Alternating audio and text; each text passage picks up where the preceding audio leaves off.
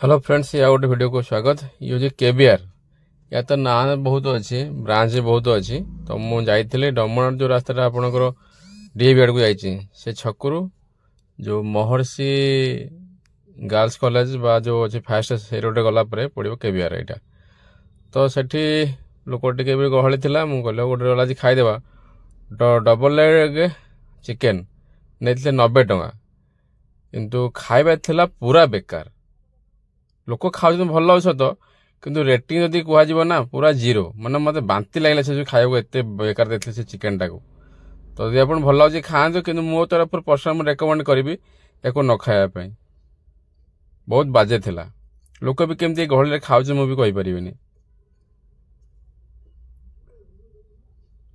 तो ट्राए कर आप भल लगिपे।